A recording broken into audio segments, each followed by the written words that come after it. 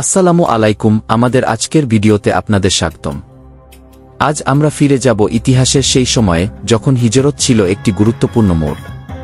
হিজরত মানে শুধু একটি যাত্রা নয়, বরং এটি ছিল সেই মুহূর্ত যখন মহানবী মুহাম্মদ সাল্লাল্লাহু আলাইহি সাল্লাম এবং তার অনুসারীরা মক্কার অত্যাচার থেকে রক্ষা পেতে মদিনায় গমন করেন। এই যাত্রা একদিকে ছিল নিরাপত্তার সন্ধান, অন্যদিকে একটি নতুন যুগের সূচনা। মক্কায় তাদের উপর চলমান অত্যাচার ও নির্যাতনের মুখে মদিনায় এই স্থানান্তর ছিল আশ্রয়ের সন্ধান। কিন্তু এটি শুধু স্থানান্তরই ছিল না, এটি ছিল ইসলামের ইতিহাসের একটি মোড় ঘোরানো সময়। এই ঘটনাটি শেষ পর্যন্ত নিয়ে গিয়েছিল হুদায়বিয়ার সন্ধি চুক্তির দিকে, যা শান্তি ও কূটনীতির একটি গুরুত্বপূর্ণ দৃষ্টান্ত স্থাপন করেছিল। এই ভিডিওর মাধ্যমে আমরা জানব কিভাবে এই হিজরত ইসলামের ইতিহাসে একটি নতুন অধ্যায়ের সূচনা করেছিল এবং কিভাবে এটি পরবর্তী সময়ে হুদায়বিয়ার সন্ধির পথ প্রশস্ত করেছিল। আসুন আমরা শুরু করি এই মহামূল্যবান যাত্রায় এবং জানি এর ঐতিহাসিক গুরুত্ব সম্পর্কে। এখন আমরা চলব মক্কার নেতাদের সম্পর্কে জানতে, যারা এই কাহিনীর পরবর্তী ধাপের অংশ।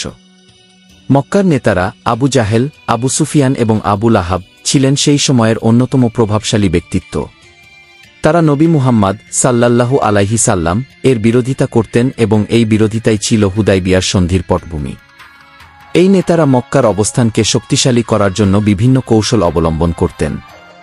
তাদের বিরোধিতা নবী মুহাম্মদ সাল্লাল্লাহু আলাইহি সাল্লাম এর নেতৃত্বের জন্য একটি বড় চ্যালেঞ্জ ছিল। কিন্তু নবী মুহাম্মদ সাল্লাল্লাহু আলাইহি সাল্লাম এর ধৈর্য ও কূটনৈতিক দক্ষতার কারণে তারা আলোচনার টেবিলে আসতে বাধ্য হন। এই আলোচনা অনেকটা রহস্যময় ও উত্তেজনাপূর্ণ ছিল, কারণ মক্কার নেতারা কখনোই চাইতেন না যে মুসলিমরা শান্তিতে বসবাস করুক। কিন্তু নবী মুহাম্মদ সাল্লাল্লাহু আলাইহি সাল্লাম এর ধৈর্য এবং কৌশলী নেতৃত্বে এই নেতারা শেষ পর্যন্ত শান্তির পথে অগ্রসর হতে বাধ্য হন। এই বিরোধিতা ও আলোচনার প্রেক্ষাপটেই হুদায়বিয়ার সন্ধি স্বাক্ষরিত হয়, যা ইসলামের ইতিহাসে একটি অন্যতম গুরুত্বপূর্ণ ঘটনা হিসেবে স্বীকৃত। এই সন্ধি না হলে ইসলাম এত দ্রুত বিশ্বব্যাপী ছড়িয়ে পড়তে পারত না। এভাবেই মক্কার নেতাদের সাথে নবী মুহাম্মদ সাল্লাল্লাহু আলাইহি সাল্লাম এর কূটনৈতিক আলোচনা হুদায়বিয়ার সন্ধির পথে নিয়ে যায়, যা ইসলামের ইতিহাসে এক নতুন দিগন্ত উন্মোচন করে। হুদায়বিয়ার সন্ধির দিকে আমাদের আজকের যাত্রা। বিশ্ব নবী মুহাম্মদ সাল্লাল্লাহু আলাইহি সাল্লাম এবং মক্কার নেতাদের মধ্যে যে বিরোধ চলছিল তা নিরসনের জন্য এই চুক্তি ছিল অত্যন্ত গুরুত্বপূর্ণ। হিজরাহর পর মক্কার নেতারা, বিশেষত আবু জাহল, আবু সুফিয়ান এবং আবু লাহাব বিশ্ব নবীর সঙ্গে শান্তির পথে আসতে বাধ্য হয়।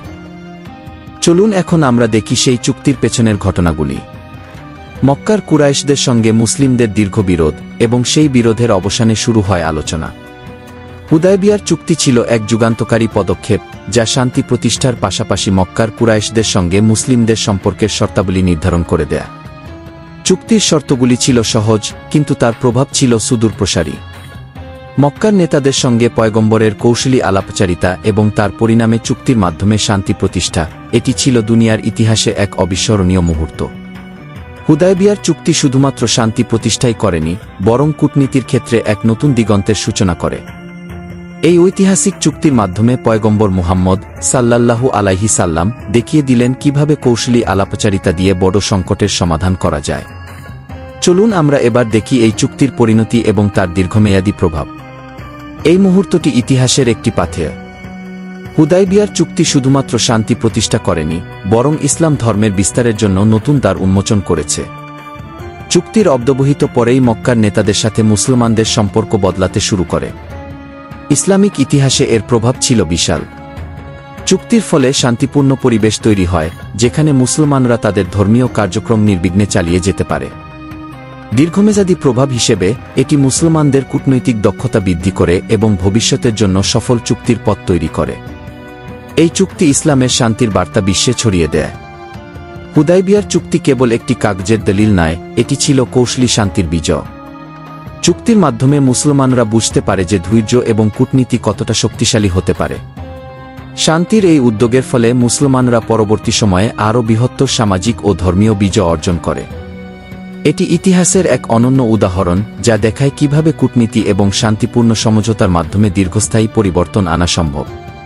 পরবর্তী অধ্যায়ে আমরা এই চুক্তির শিক্ষাগুলো থেকে কি শিখতে পারি তা নিয়ে আলোচনা করব। হুদায়বিয়ার সন্ধি আমাদের ইতিহাসের এক চিরন্তন কাহিনী, যা কৌশলী শান্তি প্রতিষ্ঠা এবং কূটনীতির শক্তি প্রদর্শন করে। এই সন্ধি থেকে আমরা শিখি যে শান্তি এবং কূটনীতির মাধ্যমে বিরোধ সমাধান করা সম্ভব। ইতিহাসের এই গুরুত্বপূর্ণ অধ্যায় আমাদের স্মরণ করিয়ে দেয় যে শান্তির পথে হাঁটার মানে হচ্ছে ভবিষ্যৎ প্রজন্মের জন্য একটি স্থিতিশীল পৃথিবী রেখে যাওয়া। আজও হুদাইবিয়ার সন্ধি আমাদের শিক্ষা দেয় যে বিচক্ষণতা ও সহিষ্ণুতার মাধ্যমে সব বিরোধ নিরসন সম্ভব। এই সন্ধির প্রেক্ষাপটে আমরা দেখি কিভাবে প্রজ্ঞা এবং বিচক্ষণতা মিলে এক অবিস্মরণীয় মুহূর্তের জন্ম দেয়া। প্রিয় দর্শক, আসুন আমরা ইতিহাসের এই মহৎ শিক্ষা থেকে অনুপ্রাণিত হয়ে নিজেদের জীবনেও শান্তি ও কূটনীতির পথ অনুসরণ করি। আমরা যদি হুদাইবিয়ার সন্ধির শিক্ষাগুলো আমাদের জীবনে কাজে লাগাই, তাহলে আমাদের সমাজে শান্তি ও সম্প্রীতি প্রতিষ্ঠা সম্ভব হবে। আসুন আমরা একসঙ্গে শপথ নিই যে আমরা শান্তির পথে অগ্রসর হব এবং কূটনীতির মাধ্যমে সব ধরনের বিরোধের সমাধান করব। আশা করি এই ভিডিও আপনাদের মধ্যে চিন্তার খোরাক যোগাবে এবং ইতিহাসের এই অধ্যায় আপনাদের কাছে নতুন আলোকে উন্মোচিত হবে।